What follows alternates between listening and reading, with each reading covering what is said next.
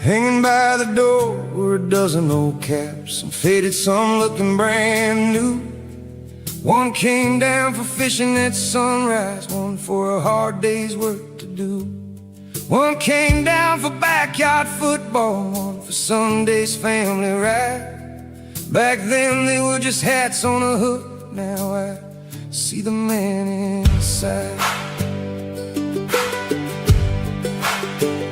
Some were stained by sweat and hard work, some were weathered by the years. Some carried laughter through the good times, some carried burdens through the tears. I thought they were just caps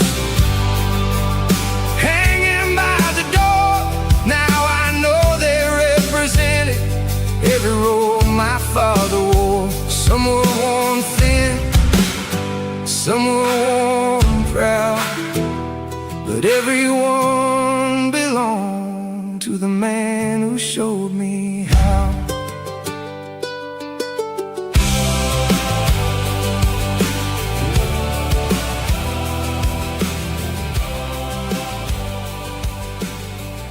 I love you, Dad. I love you, son.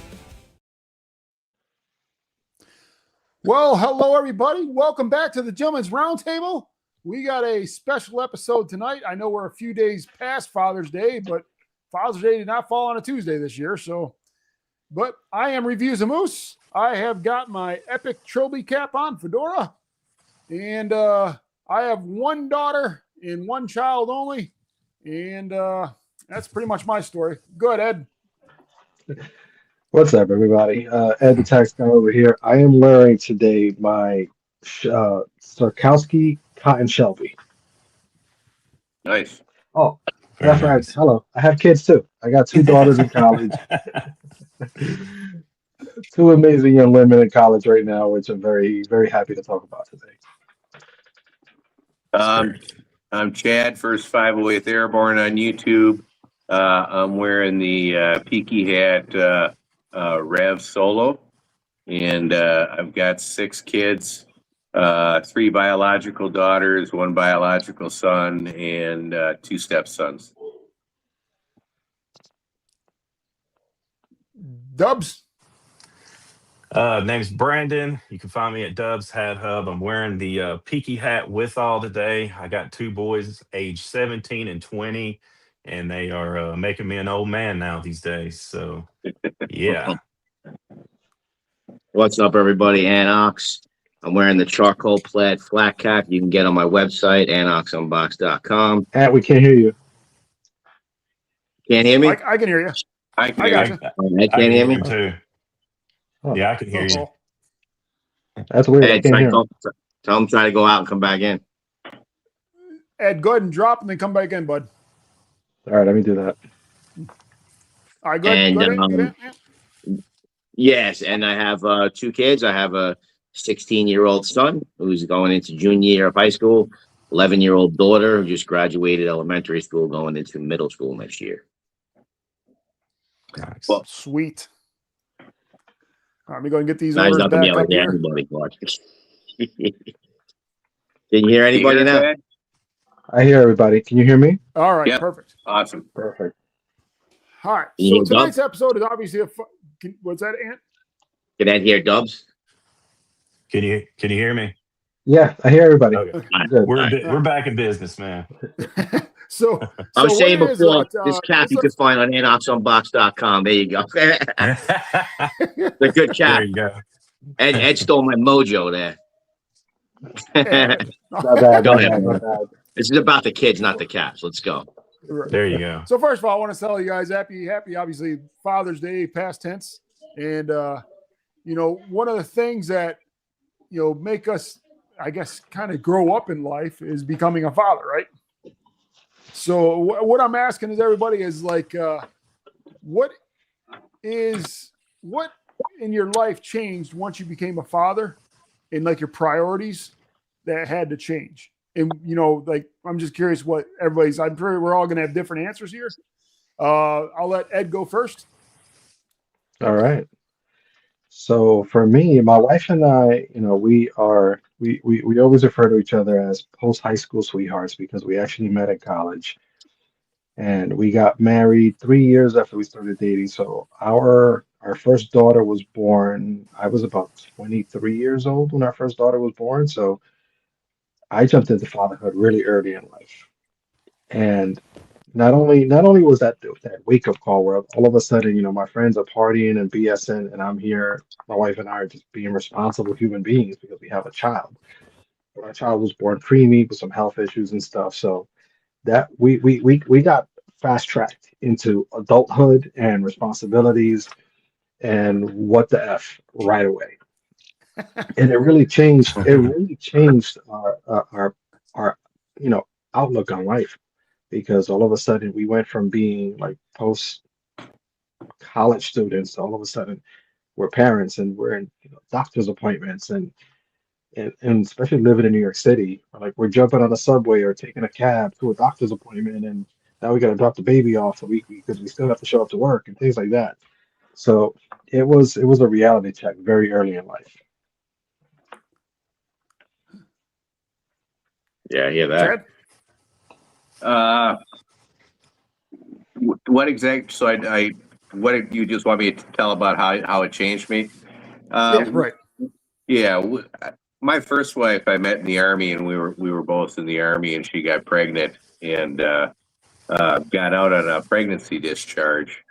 And after she had the baby, I had planned on making the Army my career. And after she had the baby, she kind of wigged out and had a lot of postpartum issues. And she took off and left me with a 4-month-old baby to raise myself. And so my whole life changed. Then you can't be an infantry paratrooper and be a single father. And so I had to get out of the Army and find a job with health insurance, because I lost that once I got out of the military. But my daughter at 4 or 5 months old was having problems with tubes.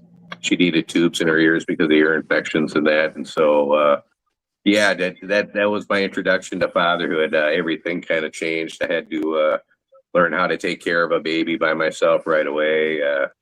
It was a stressful time. Dubs? My current wife's my mulligan wife. We've been married for 29 years. Yeah, for me, it made me less selfish, way more selfless, and it made me more mindful of time, especially the time that I give to people.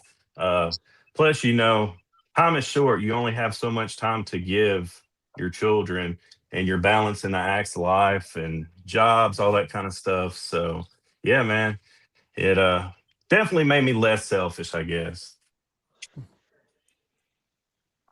Yeah, I So, mean, yeah, that moment when my son was born, my first child, and I held him and he looked at me, Thanks, that was the most clarity that I ever had in my life. That was the most present I ever was in a moment. So yeah, that moment to me changed everything, because I thought to myself, whatever I did before this led me here. Now is my purpose in life. Now everything changes. So even my mistakes, yeah, anything I had done in the past somehow led me here. So that was the moment where it was a clean slate moment, no regrets at that moment.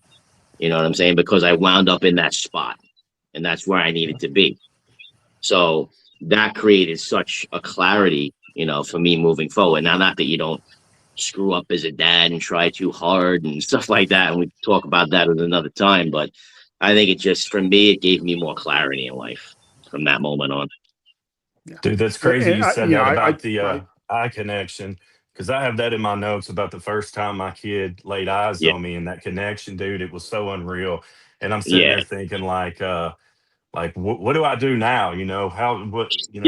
What's going to happen? And it's a good moment, dude. And it just comes natural, and Yeah, it's just that eye connection, was it just an yeah, incredible thing.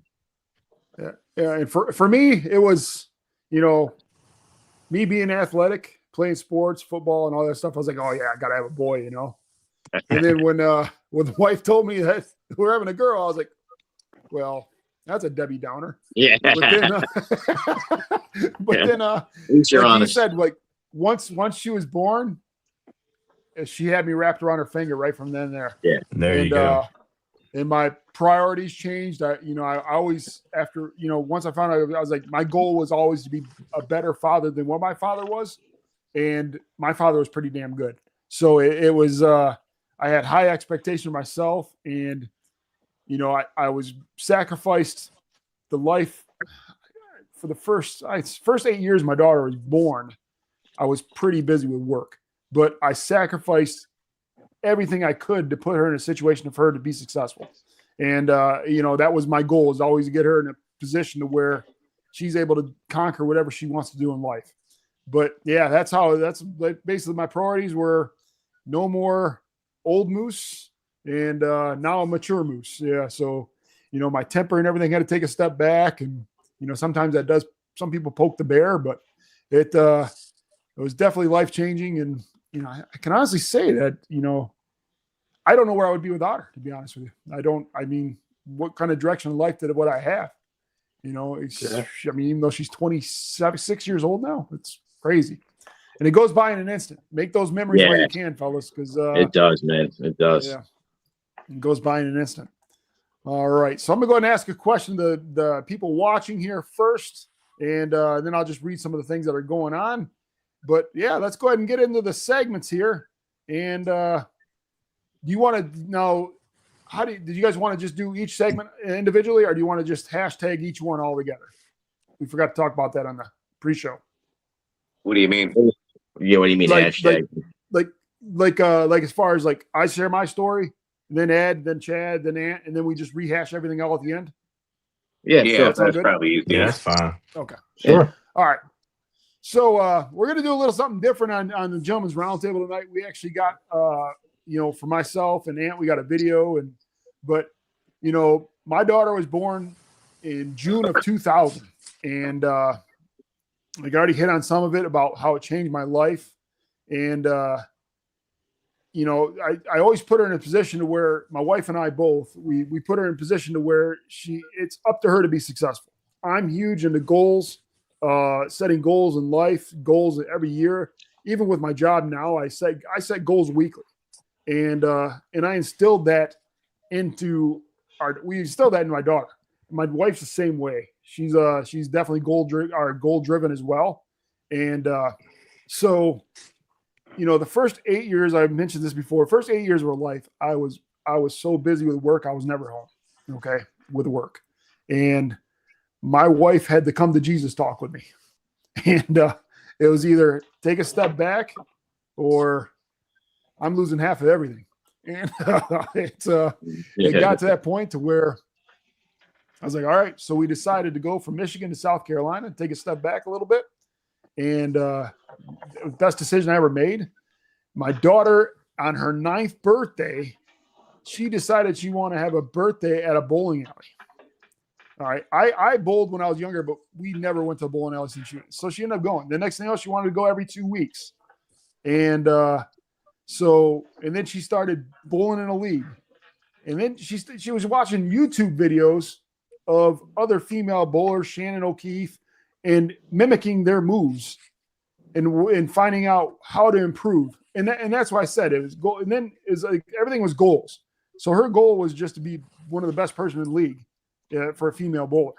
And so then it went from that to, she's like, Dad, I want to do this a lot. And I was like, okay. I was like, well, we'll invest our time and money, but you got to take it serious. I had to come to Jesus talk with her.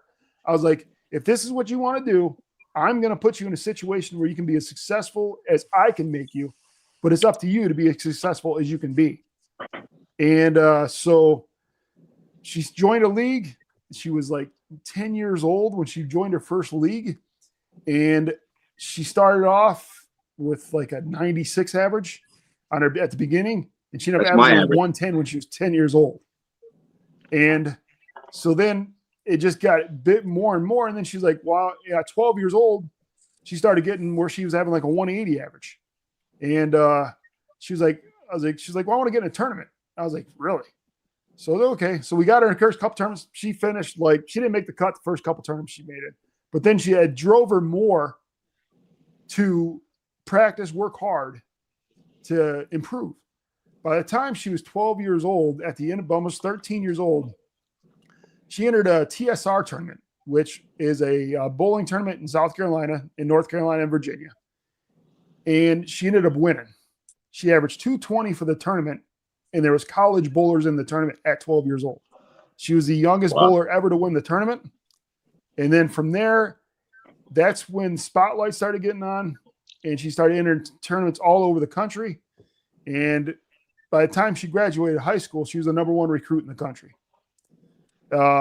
She ended up going to Wichita State. Her freshman year at Wichita State, they had the top 5 freshmen in the country was a part of that class. So they had the top 5 recruits going to Wichita State in the same year. First year, they ended up losing in the Final Four. Second year, they made it back to the Final Four, and it got canceled because of COVID. Oh, man. Okay. So third year, she ended up getting 5 years of eligibility. Third year, she her league average, like right now, I think her league average is like 235. But her third year, she had one of the best seasons in college bowling history. She was bowler of the year in college.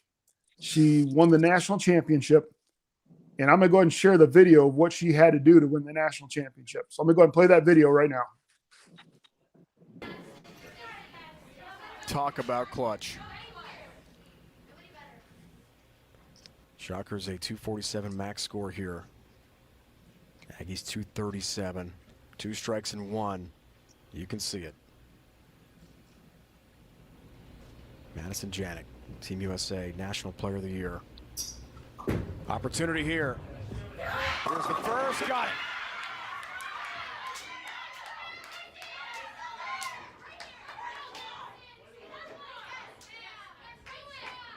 it. All important first strike, Kelly. Yeah, Dave, like I said, that 5th frame when she pounded the pocket and crushed the pins back, that was a professional moment right there for the first one. Can she duplicate it? One more strike and 1 pin, and they will shut out North Carolina A&T.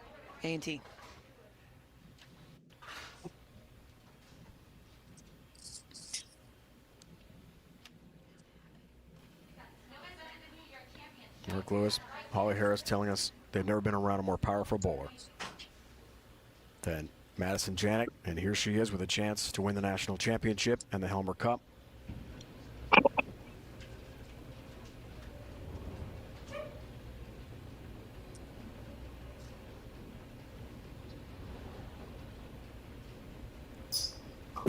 Here it is. A strike does it. 7-pin late. Madison Janik strikes for Wichita State. 1 pin away from a national championship. What a shot. Incredible. Watch this shot, Dave. Really great projection. Hand gets around the ball. The light shakers have fallen for them almost all night long. Trip 4s, shaker strikes. Just enough kick from the head pin to kick out the 7. Look at those happy Shockers. Wow. Just has to keep it on the lane, and the Shockers have won the national championship.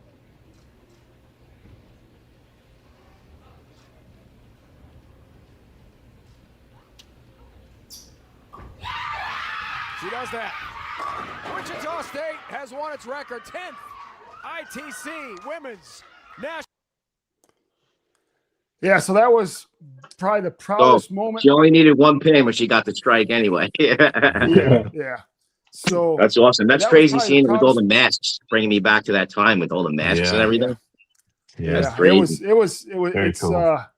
Biggest con in human sucked. history. Yeah, for real. Yeah, it was pretty cool, but it was sucked because like I was there when that happened, but I was watching in the bar because we couldn't go in there because of COVID. Oh man. And so I was watching on the TV in the bar And that sucks, dude. with a couple of the other parents. And but it was definitely the proudest moment athletically I've had with my daughter. But you know, she is now a teacher. The lady that was doing the announcing of that she actually bowls with her on the tour now, and actually bowled against her last week. So it was it was pretty cool experience. But now she's a teacher. Like I said, she teaches at a private school here in Wichita. Her husband now, he actually bowled for Wichita as well. He is actually a PBA. He had a champion. He won a tournament this year as well. And they just left today to go on their honeymoon, even though they're married last September.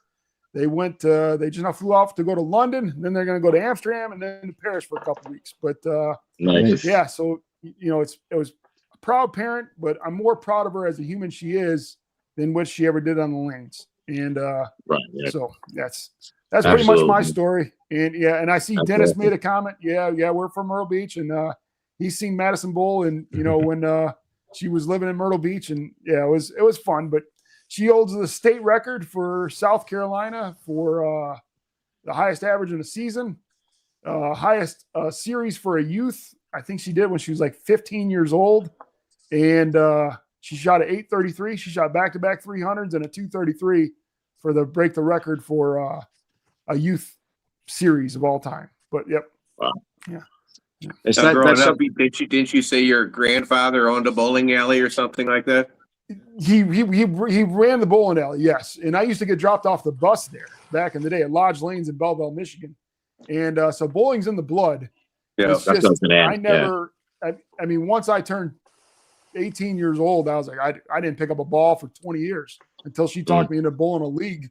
And I was like, all right. But yeah, it's I had she just was self-taught, how to for what she was able to do. But right. So that's pretty much it. My wife and I are extremely proud of her, and it's once she moved out and once she grew up, I looked at my wife and I was like, I got to learn to love you again because I'm so used to everything revolving around Madison. Yeah, and that's big too. We spoke about that. Yeah.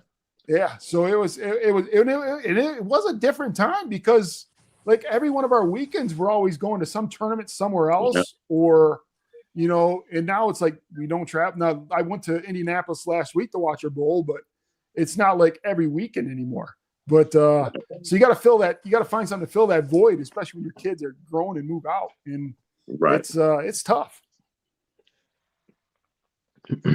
For sure. That's awesome, man. Thanks for sharing. Thank you. All right, Ed. Well, Moose, I gotta say, this is probably the third time I've seen that video of Madison bowling, and I was still like, yes. Okay, this is the first time watching.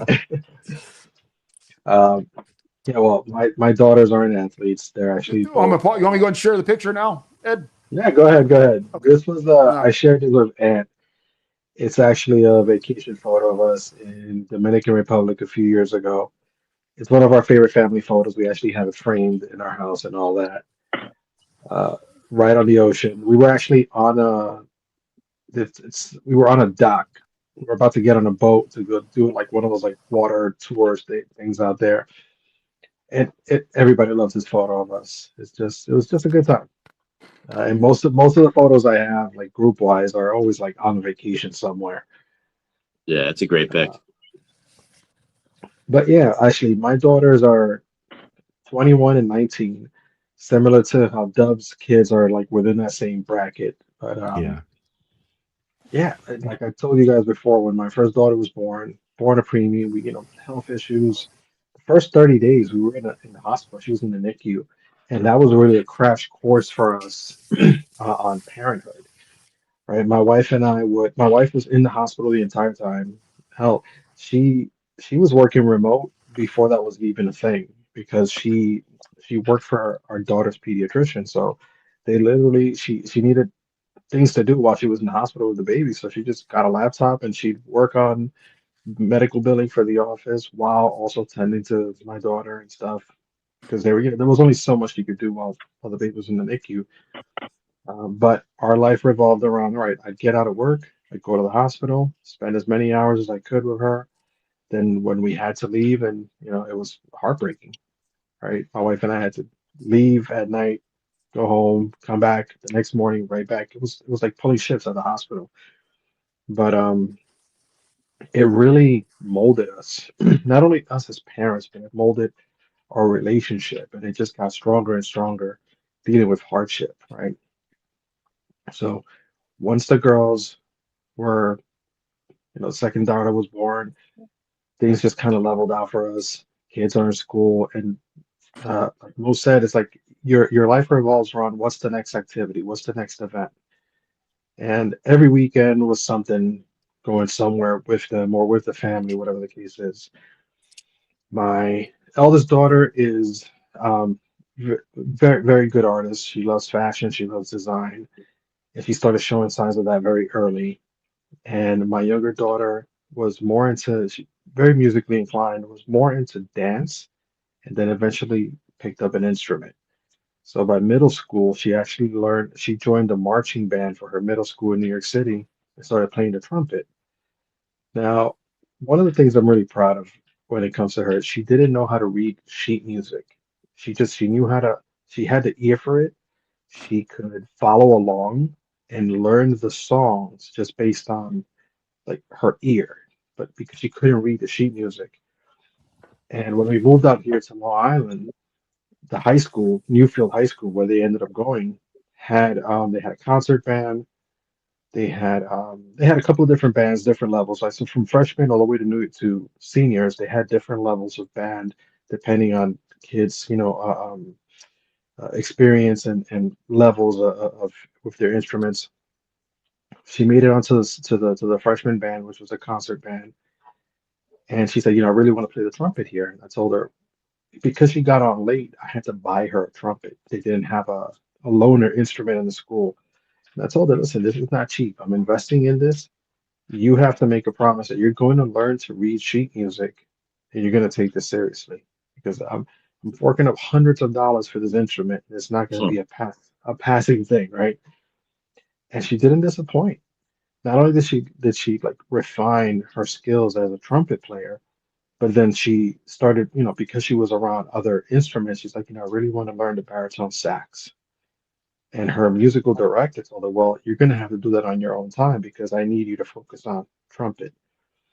And over the course of 4 years in high school, she went from, I think, being like fourth or fifth trumpet, earned the first spot, first trumpet Nice. on band, and then also on the side started learning the damn sax while extracurricular activity after school, joined the drum club and learned to play the drums. It's awesome. Yeah, so by the time she graduated from high school, she was part of the National Honor Society of Music. And again, it became one of those things where it's like most parents are taking their kids to sporting events. I'm taking her to auditions, right, for different Right, right. for stuff like this. So that it was great. This kid multi-discipline, learned different instruments. Now she's in college and she's working, and even she took that discipline and went from working as like a cashier at a store. Now she's like the supervisor. She's 19 years old and she's supervising adults. Like who the hell does that? You know, Dude, while I, still I going. get I give her big props on the band thing because not only are you playing music and all that, you got to do the field stuff and the dance, all that at the same time, man. That's crazy. It Yep. Yeah, it is. takes mad skill. Yeah, so Yeah. we started going to like the football games for Newfield High School and the baseball games wherever the band was performing. They we'd be there. We'd be there as band parents, not as Yeah. athlete parents, which is I so talked funny. to a lot of the band parents, bro, Yeah. at the games. Uh, then on the flip side, like my older daughter was more of the rebel, right? Like she very very artistic, art driven and stuff, but she did things her own way, right? So when we were still living in the city, um, I personally actually went to art school when I started off in art school, then eventually, because I was a damn screw up, I got into one of like the neighborhood schools, and I didn't follow through with my passion, which was art at the time. But she had the passion, and she really wanted to get into. There were two schools in the city: the High School of Fashion, and there's the High School of Art and Design in New York City. Because like even my wife started to me, she was like, listen, this kid is trying to follow in your footsteps. Make sure she does it right. And I would take her to the auditions because you have to put together a portfolio and present it and blah blah blah and all this stuff, different types of art form. And I was becoming like that helicopter dad. I was always on top of her and making like, you got to do this many pieces, you got to refine your talent and blah blah blah. And she just looked at me like, screw you, I'm not doing shit. And it became so frustrating because I felt like, okay, I'm acting like a dance mom right now. I'm forcing my Showtime dreams onto my kid, and I had to pump the brakes and take a step back. I was like, you know what? If you're gonna pursue a career or at least high school education in the arts, you're gonna have to do it on your own. She didn't disappoint. She actually put together her portfolio on her own. She worked with her guidance counselor and she got into the high school she wanted. She made it on. She wanted to start learning about like fashion and design and stuff. And she had freshman year there, and then COVID happened, and we bought a house on Long Island. We moved out, and it was so disappointing because she didn't want to leave that school. But remote learning was only for that year, and we couldn't commute into the city every day to go to high school. Fortunately, she did have a good art program at Newfield, but it wasn't the same for her. But I did see her put her passion into like other venues, right? And one of the things that I did was she got really good with the social media and designing posts and all this stuff. I said, you know what? I'm starting my own business, the tax business. Why don't you handle my social media? Why don't you handle my marketing? Start putting together the posts for me. Do something creative that's going to draw attention to my page. And I literally hired her, started paying her, a fee. I told her, I'll pay you this much for every post you put together. And it was really like, it really motivated her, inspired her. And she started putting together like these beautiful, like Instagram posts and Facebook posts and stuff and helping. And I'd give her stuff that other people were doing. Like, all right, how can you make this, like refine it, make it make sense for me and my page. And this kid, I started downloading all those apps for her, and she just went crazy with creating designs and creating posts using like Canva and Adobe and all these different programs. And now she's actually studying retail management and marketing because her goal is, even though she didn't make it into fashion as a designer, he's like, there's other ways of getting into the fashion industry. So kudos for her. She being a rebel, she's also the more independent one, did everything her way. Wow, my other daughter is very regimented, very much like, step one, do this, step two, do that, step three, this is how I'm going to do it. So I'm getting the best of both worlds. That's great. That's awesome. That's crazy how you guys both Yeah. mentioned COVID in there, how COVID affected things in there, Oh man, so that was Yeah. the wrench in the system, man, Yeah. for sure. Right. Yeah, when COVID rolled around, I'm glad my daughter was in college because Mhm. not like in elementary, or because it really screwed up Oh the learning man, that system. was For sure. yeah. That's another show, but we'll go to Chad now because I can go Yeah. on for days about that shit. All right, Chad. Yeah, as far as my highest point as a father, my favorite accomplishment. I've raised 6 kids. There isn't any one accomplishment from one of them that I would hold up over the others. It's been a great experience raising them all. All of them have their strengths and weaknesses. My youngest son is 24. My oldest stepson is 42. So we've got a pretty big range. Our 3 oldest are married. Both my stepsons and my oldest daughter. My oldest daughter also has a daughter. The other 3, one of my daughters lives in Florida, another one in Wisconsin, and then our youngest son, Max, lives here. He's the guy you always see walking out the door behind me, typically at That's what I was going to ask you. Who lives with you now? I was going to ask. So that's Max. Yeah, he still lives with us, and he's a big help around the house. He helps us with the dogs and stuff like that. He's a good kid. But as far as I don't have any one like high moment.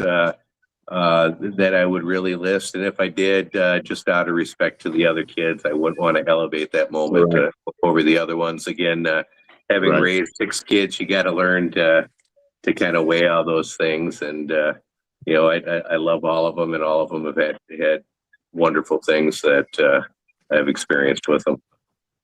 I'll leave it at that.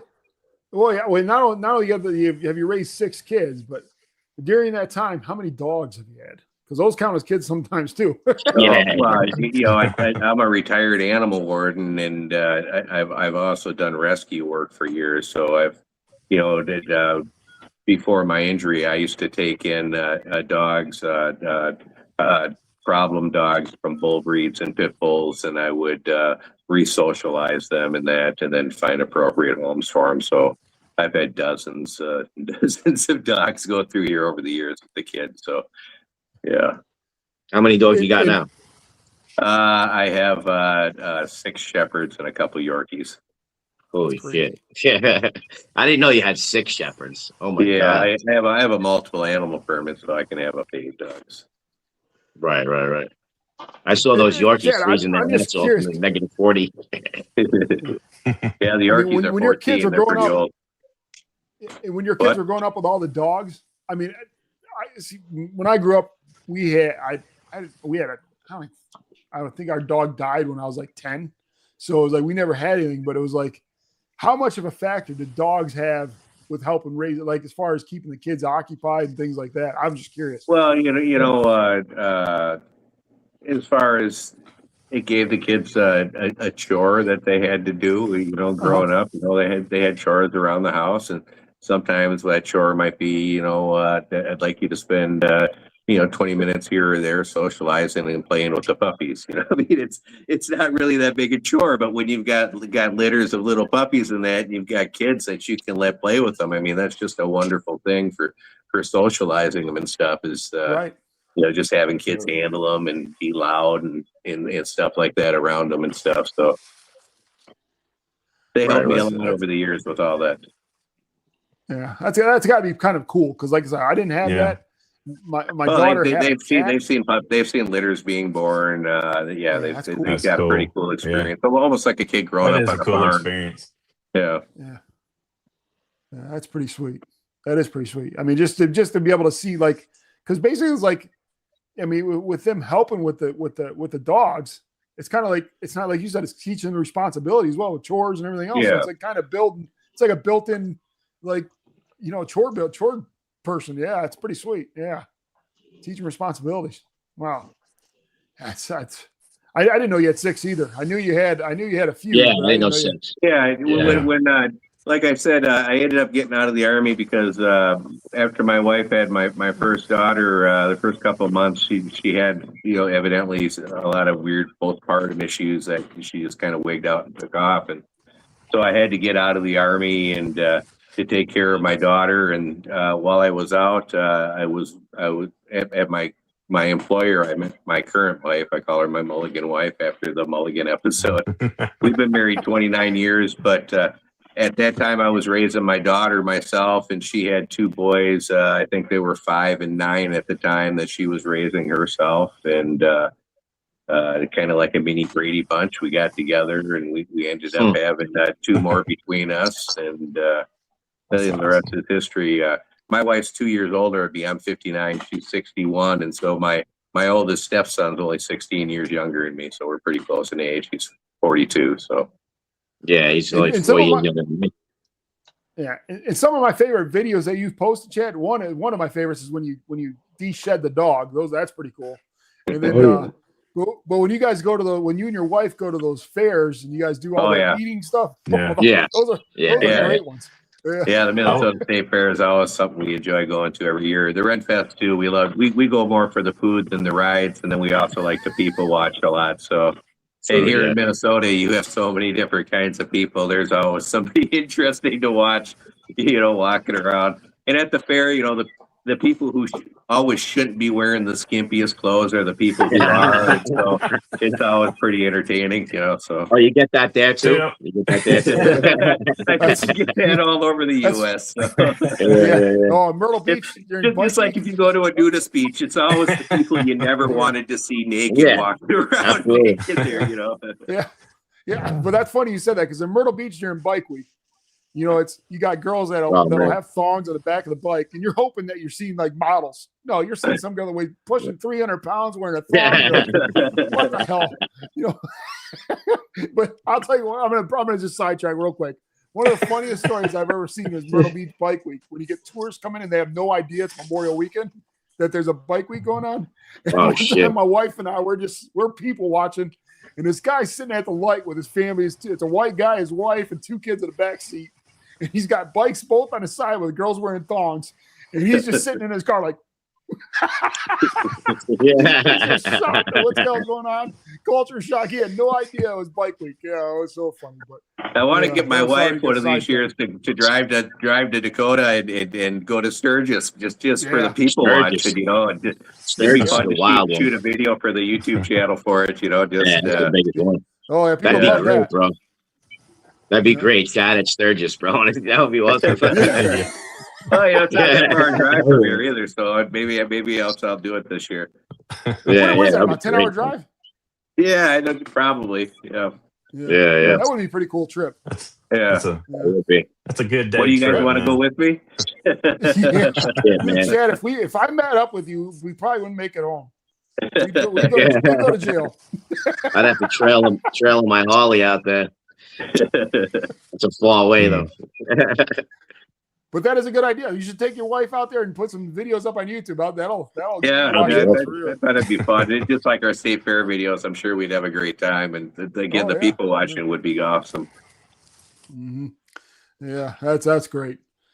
Oh, that's great. You know, Chad, we know you just from here, and you know, to get your background and everything. I mean, we've had discussions in the past, but you're just, you know, we appreciate you here on the Gentleman's Roundtable, and we're glad you're part of it.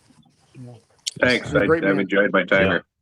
Yeah, it's one thing I said about this episode. We're going to learn a little bit more about each other today. I said before we went live, you know, not even realizing it. We're together a lot, but there's so much about each other we don't know, you know? Like, Yeah. Exactly. All right, Ant. yeah, so Dude, how does he follow you in your thong story now, man? yeah.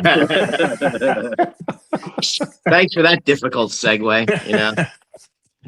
But yeah, so I mean, like Moose was saying about, you know, having that first kid, and I was the same way. I'm like, am I gonna have like an athlete or whatever? So my son was born, and you know, obviously I had a daughter later on, so I had that experience as well. But I think it's important that when they're younger, to throw everything at them, like throw all the sports at them, throw the music at them, like Ed was saying, all the different things, and see what sticks, because they're not us, right?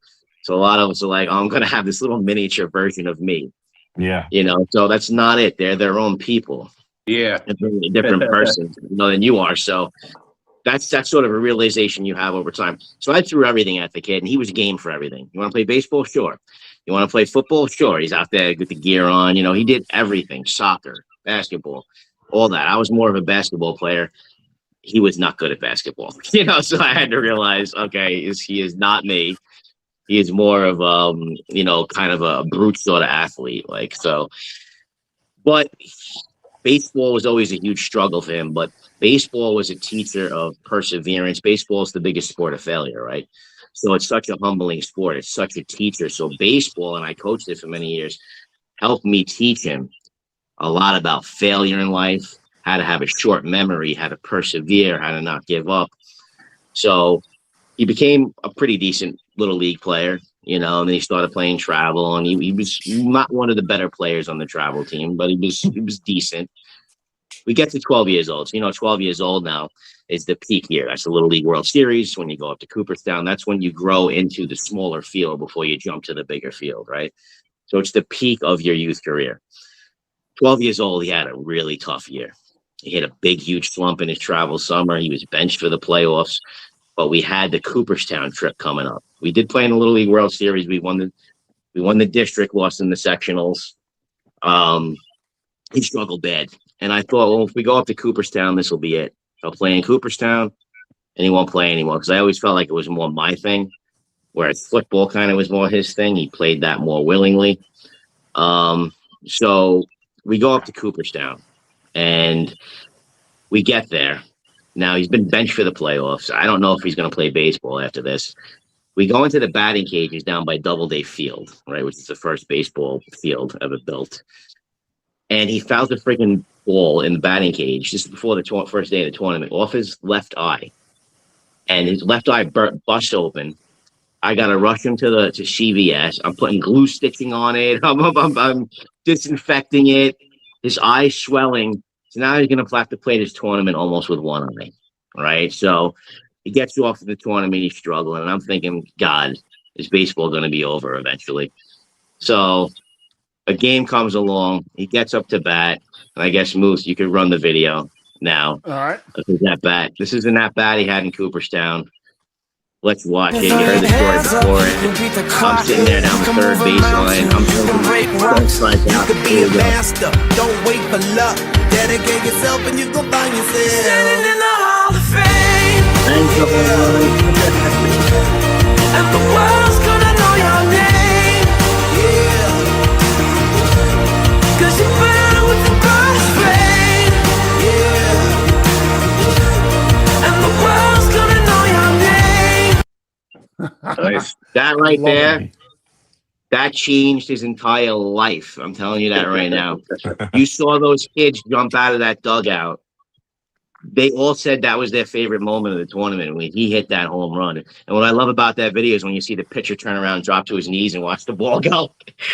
And his best friend was at second base, and you see his best friend hold his arm up like this. I mean, that moment changed everything for him, because then he was like, maybe I'll play on the big field.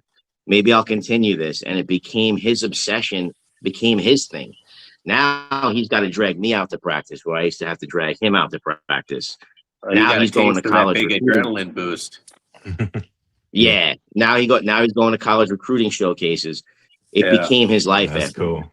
You know, so that whole moment was such a turning point, you know, in his life. And one of his friends went into the woods, got the ball and everything. So he got that stamped. So that's like just a everything. big high feeling, man. Once you achieve that high, you want to keep trying to go for it, you know. Yeah, That's he got awesome. addicted to it from there. And then, you know how their bodies changed, and all of a sudden he became one of the stronger kids and everything like that. And some other kids kind of fell off. Nice. So that was such a great moment with him. And like I said, that sport's so humbling. He plays football too. He's a long snapper for varsity as a sophomore, linebacker as well. So, but he's also, like somebody had said earlier, like, it's the academics, it's the person that they are. The fact that I know he's a good citizen outside of here, sometimes he's an asshole in the house to me a lot of times, right? But sometimes they're little assholes. But when I hear good things about what they're doing out there, he's not an asshole out there. I'm like, well, that's awesome. You know, same thing with my daughter. And my daughter, she did get the basketball thing from me. Like, so she's a great shooter, and I never really knew that. I kind of threw her in basketball, and she winds up winning all these district shooting tournaments and stuff like that. And she got a nickname, Sienna the Assassin, because of how good of a basketball shooter she is. But she's really good at basketball, but really doesn't really care much about it. She's more of a dancer, you know. So we'll see as she goes over, if she gets into it. But he was sort of the opposite. He had to work so much harder, you know, for what he achieved, you know. But she's so young that we'll see where she goes to the basketball thing. But the dance thing is her That thing. gives them But like I said, perseverance, though, and they got to work harder for it, you know. yeah. So I just think that, you know, it's just that, you know, they're a good person outside of the house. That's the main thing, you know. Exactly. So that's what I wanted to talk about. It's awesome, man. It is pretty awesome. Yeah, and I remember when you sent me that video, I watched it. You get I'm not even my damn kid. I'm like, oh, it's so fucking awesome. That's you get the chills in your body. You get, you know, because it's like as a parent, even though it's just the athletic side, you're proud, and and then you're more proud of the people they become outside of that, and that's and to see everybody else's reaction to it. Yeah. You know, I was almost in tears. I had to really hold myself back from just being crying in front of everybody at the baseball field. That was like I'd say at that age it was a 220-foot shot, which is pretty far. It was that was the Green Monster Field too, so it was no joke of a shot either. You know, so I mean, there's kids that go up there and hit 10 home runs. Yeah.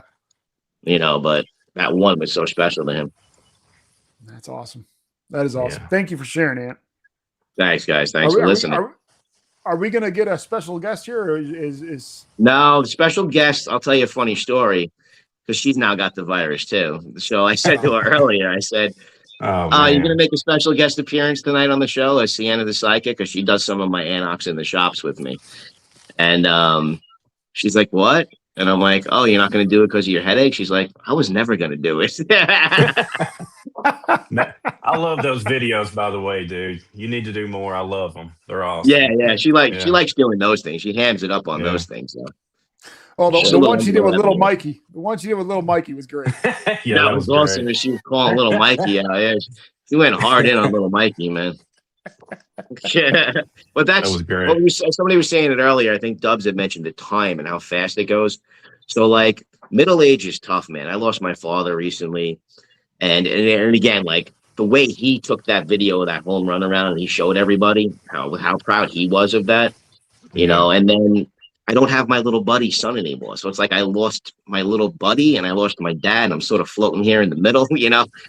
But she's still my little buddy now, you know. We'll still do those things with me. So, and she's 11, so it's the time's flying, man. So things change. I love them for who they are now. I'm going to tell you, as somebody that's raised 3 boys and 3 girls, it's always harder when girls become teens as a dad. Yeah. There's just so much more you got to watch out for. Oh man, and she's a tween now, I guess you would call it. So she's only got 2 years till a teenager. So. I told my wife I'm too old for this shit. I'm too old to be coming into it now. I'm a teenage daughter now, you know. Yeah. It's you know, luckily my daughter was busy, so she didn't get involved in that whole thing. But that's a key thing. That's a key thing, I think. Keep busy. Yeah. Well, all right, Dubs. Let's hear it. So yeah, man, I was sitting around today let me know trying to the picture, bud. You can go ahead. And show it. All right. Yeah. So I was sitting around today thinking about what I was going to say today, man, and I had something else kind of planned, but 3 things kept coming to mind about like the advice that I would give my sons or just any new dad, you know. And of course, I got 2 boys. One's 17, one's 20. The youngest is finishing up high school. The youngest only looks like you.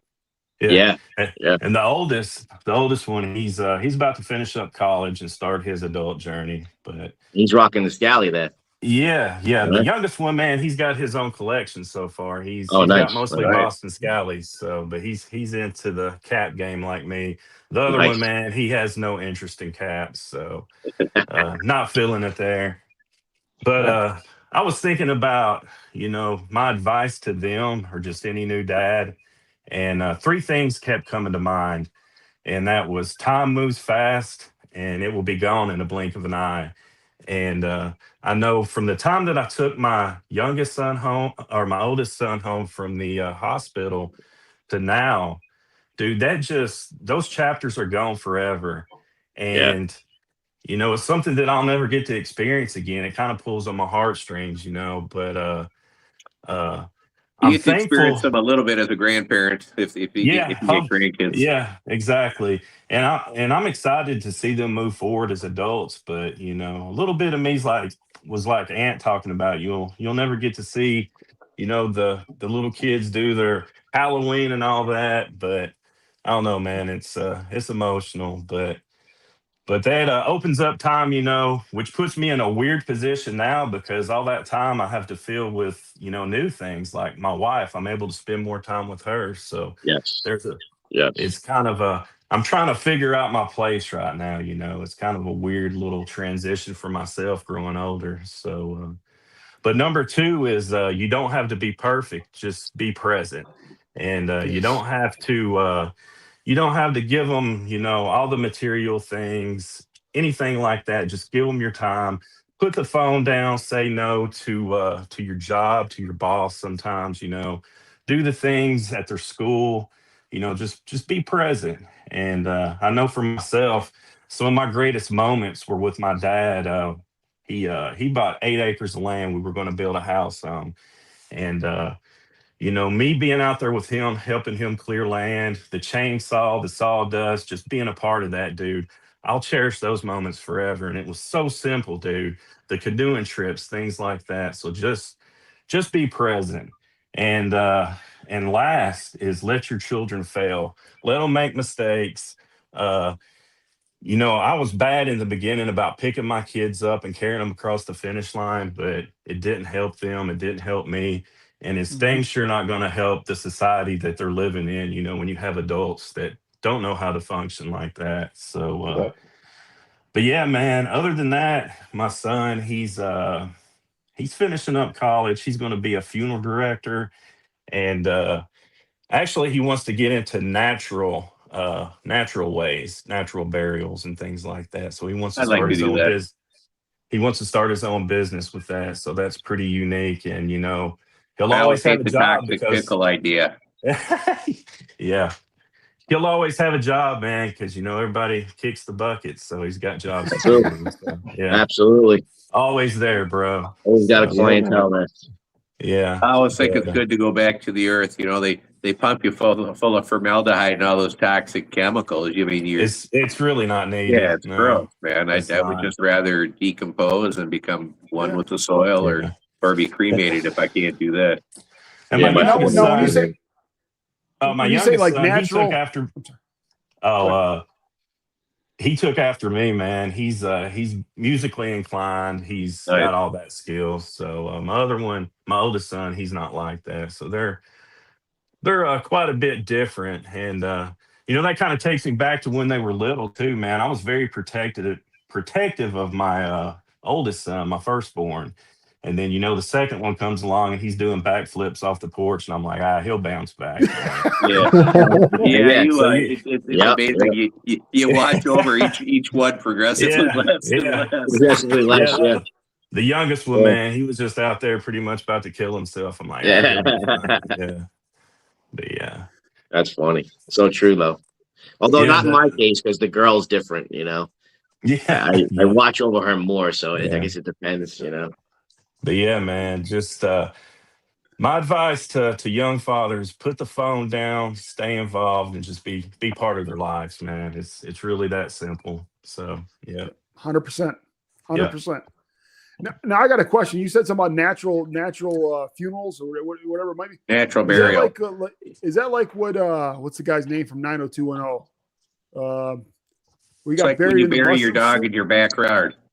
You don't pump the body full of any chemicals or Yeah. anything. You just put it in the Basically, it's ground. just other ways not using formaldehyde and things Yeah. like that. Oh, okay. They have parks that, you can bury your people under trees and, Yeah. just all kinds of different stuff. So That's it's interesting. I didn't really know that. more of a natural setting. Yeah, yeah. What was that guy's name that died recently from 90210? Dylan. I know his name on the show was Luke Perry. Luke Perry. Yeah, Luke Perry. Because he got buried in some kind of suit that is it speeds up the decomposing process. Yeah. Oh, really? It's called a mushroom suit or something like that. Huh. Jesus, I never heard of any of this stuff. I didn't know It's supposed that. to be full of spores or something. Yeah. So Mycelium that way you spores. decompose it with the earth quicker. Yeah. Yeah. It's very interesting. Not my cup of tea, but like They I used to said, bury people sometimes, and then they would plant a tree above them, and then the tree basically feeds off of the body as it grows. And the thought would be that the tree, basically has part of you in it. Yeah. Yeah. He Which is goes kind of a cool thought. He goes to a school in Nashville, Tennessee called John A. Gumpton Funeral School, and it's a very well known one. And he's about to wrap it up, so I'm proud of him. Yeah, nice. Now, will he come back to you, Dubs, or will he stay in Nashville? dude, we fixed up a little tiny home out here, out beside my house, and he's got a little. Oh man, I love cabin, those things. little cabin out here, man. So he's living it up right now, dude, and he's got it all paid for.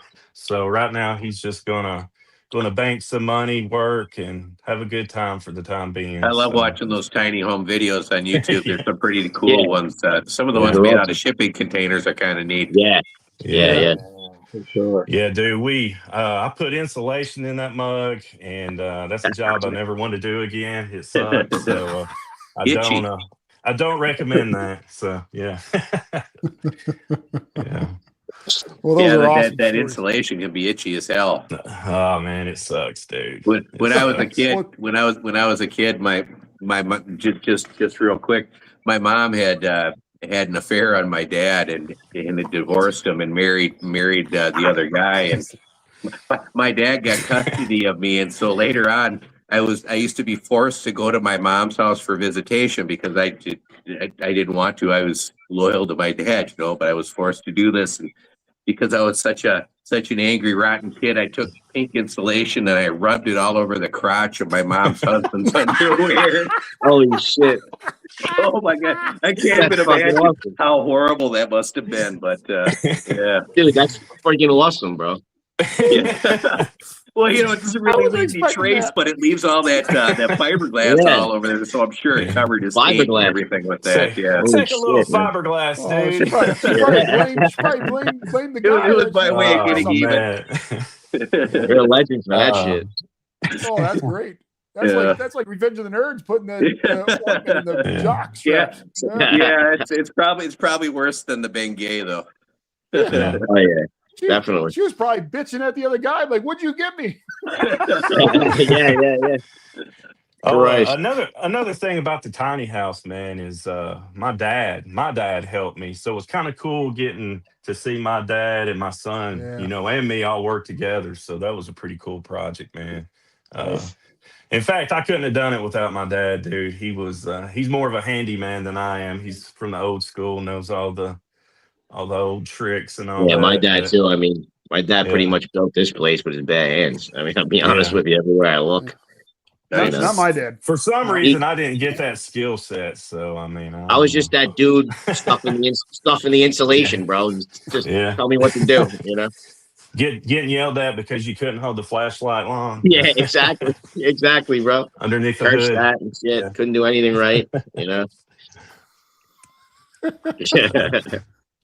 Oh man, but yeah, Uh, that Chad, I wasn't expecting that. That was a surprise. That was a good surprise. That Yeah, was a big story. that's definitely a highlight clip for the show, man. The Yeah, product yeah, plus that'll- crotch. sure. Yeah. Yeah, sure. I'm sure that'll come up there. Yeah.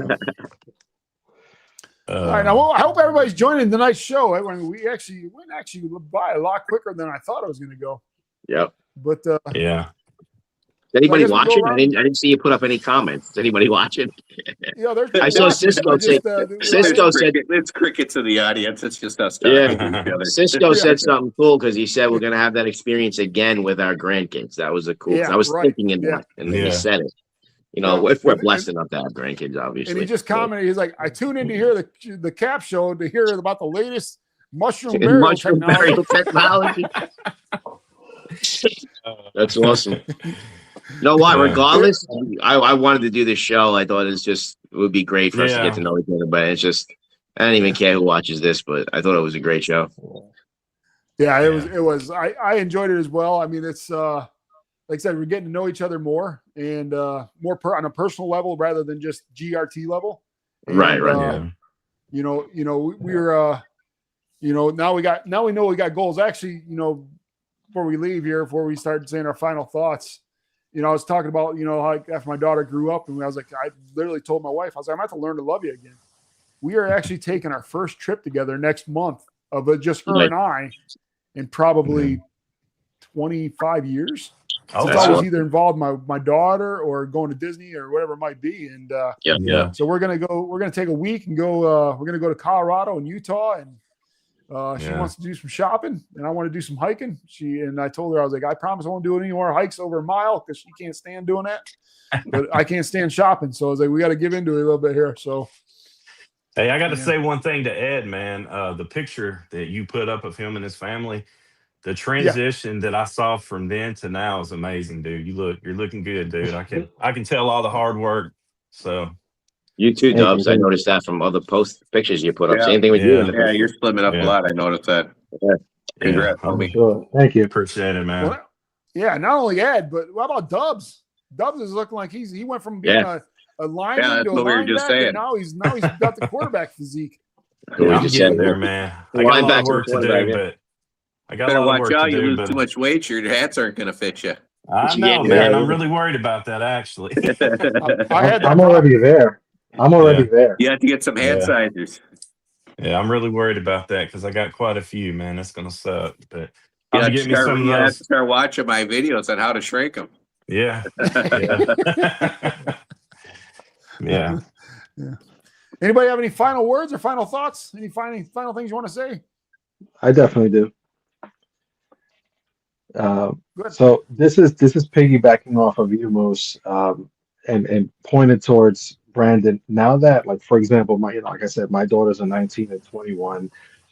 They're in their own world. They have their own car. They're friends. They go out. They work. They do everything on their own. And my Yeah. wife and I find ourselves where it's just us now, right?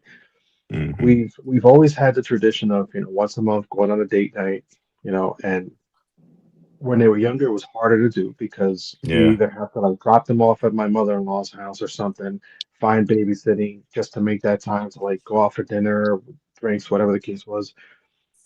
And then there was a while where we weren't going on, dates on our own. And something that's important to maintain a marriage or relationship is to continue dating your spouse, right? Because before the kids were there, it was just the two of you, no matter how long that was. And you always Yeah. have to kind of stay on top of that so you don't lose touch.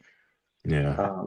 And now with the kids being the age that they are, we find ourselves now. It's like, for example, we'll go on these, we call it day dates, right? Like we'll go to, like, my wife and I will go to the gym. After the gym, we'll go grab coffee, like a pastry or something at this bakery we like in town. And after that, like, we'll come home, shower, change. Oh, let's go run our errands, right? We'll go do groceries. We'll go do whatever needs to be done, right? Like just the other day, we went to a nursery in Holtzville, actually, a little close to you, and we stocked up on plants, right? Something we saw a meme online that said, nobody tells you that when you're an adult, you're gonna spend $600 on dirt and you're gonna like it. So, so all of a sudden, like, part of our day, we went to a nursery, we bought plants and we bought soil and all this stuff. I'm like, this is fun. And Yeah. after that, we're like, all right, let's go have lunch. So we sat down and had lunch.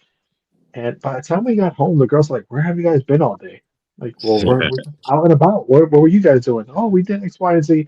Like, we still come home together and see each other and get to, Yeah. like, something very important, like the whole putting the phones down. Like, we always sit down at the dinner table every night. We catch up on our day. Phones get put aside and stuff. But That's great, man. brand is something you're definitely going to learn. If you're not learning it now, it's very important. Date your spouse. Spend as much Yeah. time together as possible because the kids are going to be out the picture and it's just going to be the two of you and find out what's the next thing. Go on a trip, Yeah. do different things. Like, we haven't planned any trips without the girls, but we already talked about, like, all right, because of course my daughters are all like, hey, don't go planning trips without us. Yeah. Right? They still See, want to be involved and stuff. I need to do what you guys do. We need to do like gym dates because what we do is we go out to eat because that's what we're good at. Yeah. And I don't need to be doing all that anymore. So I'm gonna have to find some new things to get into. Listen, We've got our own gym in the garage, and we just go out there Yeah. every morning together. That's yeah, awesome. you mix it That up. is Like, great. Yeah. my wife and I actually training for a fitness competition, and we're going to Boston in October. Right? So we have to run 8 kilometers. We have to do 8 different workout stations, and it's all time based. So the days that we're not at the gym, we actually go to either a park nearby or a track, and we're running, right? Just to Yeah. train and stuff. And this is something like it's become, and like when you guys mentioned like the transition and the change, Yeah. fitness has become a part of our life. It's not even like a burden, like, oh, I gotta go to the gym. Like, no, I'm No, going to it's the gym. just it has to happen. It's Yeah. just a part of it. Today was the first rest day we've had in a week. It was because literally we both woke up this morning and I was like, it's literally been 5 days nonstop between running and the workouts. We haven't had a rest day. So this morning we actually slept in till 6 a.m. as opposed to being up at 5 at the gym and stuff. And it was like, all right, cool. We got to rest, chill. Tomorrow we're right back at it. I've been Cisco, sick. Cisco I've been, mentioned grandkids, man, and yeah, that's the perfect way to make sure you're around to see your grandkids. So yeah, Exactly. yeah. it's He a just put double something win. in my head about how, Yeah. he had just saw a 9-year-old through his little league. For me to see my grandson through a little league season, if that ever happens to me, that's just remarkable to think about. What's ahead of you or in your future? There's major Absolutely. players in our lives that we don't even know yet. Yeah. Son-in-laws, daughter-in-laws. I mean, Moose is at that point, but in-laws, things like that that we don't even know yet, like grandkids. So that's kind of incredible to think about. So, and like I've been sick the last couple of days, and the 2 days I haven't been able to go to the gym, it sucks, bro. I got to get back there, bro. Like, I mean, you don't want to get back too early after being sick, but it really sucks. And Yeah. that's a great thing that you're so addicted to it that you just got to go. Yeah. Yeah. That's what's nice about having my own place here is I don't have any excuse to not do it. Even if Yeah. I'm not feeling well, I can still go out there and not worry about getting anyone sick or anything. Yeah, but I mean, they say Yeah. you're supposed to rest, though. I mean, I'm at the point Yeah, where I'm yeah. going to go back tomorrow, though. But I'm gonna I go back could go tomorrow. out there and stretch or do something like Yeah, that, yeah. and not I push did it a hard. couple You of. got a Look, great setup in your garage, Chad. Yeah. Yeah, Well, he does. look, I've been collecting that stuff for 40, 50 years. So over this time, is yeah, the you get a pretty this is good the collection. transition into a new fitness show, man. So we Yeah, need to yeah. play Why up you to guys ever this. want to talk about that? I've been doing that my whole life. To have Yeah. Moose as Richard Simmons again, do That that. was one thing with all my sons. I used to get them up early in the morning before school, about 6:30, and we'd work out together for about an hour before they go to school. And if you see what my youngest son looks like, he's jacked from a whole lifetime of doing that. Yeah, I tried to instill that wanting to exercise every day and make yeah. it a regular part of your life. And then when they were young, and for most of them, that stuck with them, and I'm happy to see that. Well, you're saying you Yeah. were like that your whole life. I wasn't like that my whole life. Well, it's because I started. I went I through started. puberty late. I was like 5'2", Yeah, 110 pounds in ninth grade, and I went to a pretty rough yeah, neighborhood in school and that, and so I started exercising as just a way to protect myself and also doing martial arts and that because I just wasn't a kid that was going to back down, and so for me it was it wasn't more for the way I looked. It was always just. I always consider your body your first line of defense. And so I just always wanted to be in the best shape possible for that time when somebody was going to test me or try to push me around in my neighborhood, Yeah. For me, over the last few years, it's been more of a midlife crisis thing. So, but it's good because my son sees that it's my obsession now. So he's piggybacking off that and being on the football Well, team. He gets the weightlifting from them, I would so advise he's really into exercise it now. with him, man. Stick I that. do. Yeah, he comes to the that's gym with me, works out with me, That's works out with his That's teams. awesome. So he's jacked now too. I mean, he's probably 200 pounds now. He's 5'8". So That's nice. but I could tell that it's going to be his thing for probably forever, where it wasn't. But that is such a good life habit to put into them because your health is your wealth, and especially the older you get, the more important it gets to have some type of regular exercise program, and that after age 35. A man, if you're not exercising, drops about 2 pounds of muscle a year, and that's replaced by fat, and that's why strength training, the older and older you get, is more and more important. That's why I'm glad he's using me now as an example rather than what I was like in my 20s, which is just. I gotta up my game with the strength training, man. That's something. Hey, brother, man, you ever on. want any advice or anything like that? I can tell you all kinds of stuff you can do just with body weight calisthenics, weights, whatever you have available. I'm always happy to help you with that. I have a big background in that, so. My Joey only, Ben was saying martial my only arts. experience with that was I did P90X, man, back in the day, and it just about killed me, dude. So, but the thing is body weight calisthenics are awesome. You just don't have to push yourself that hard on that stuff. You're better off keeping it more of an even keel and something you can stick with over the long run instead of just hitting it hard for a couple of months and then getting burnt out. Yeah, exactly. Right. Yeah. Right. Cool. All right. You don't want to get me talking about that stuff because I'll just run out of it. It's another show, man. Any final words from anybody else?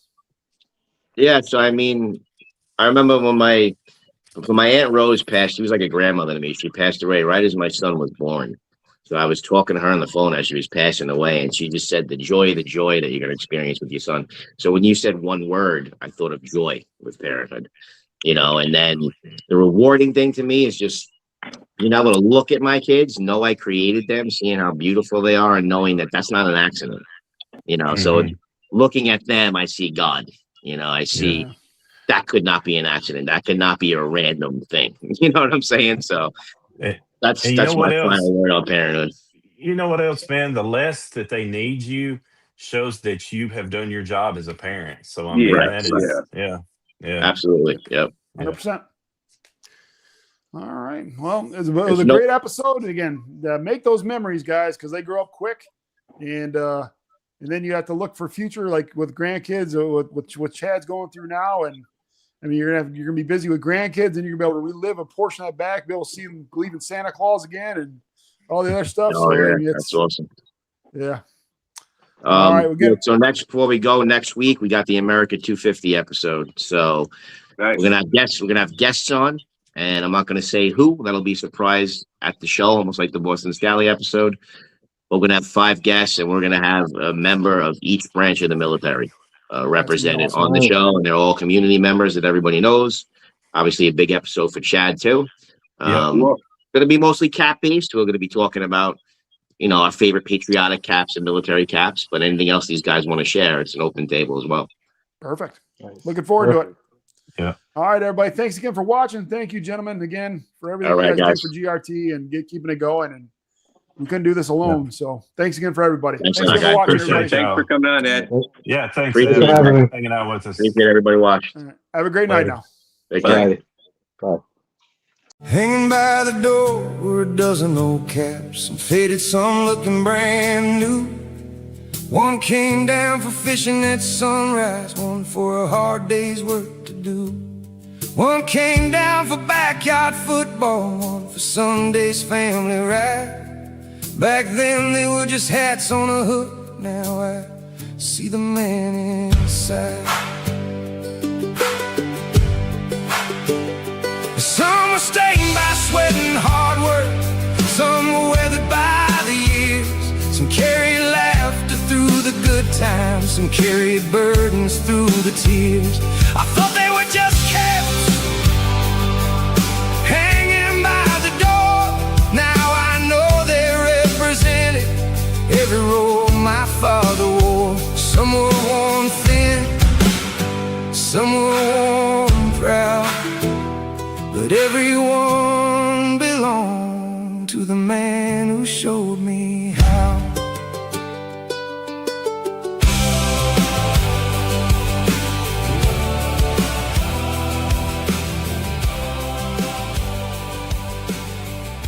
I love you, Dad. I love you, son.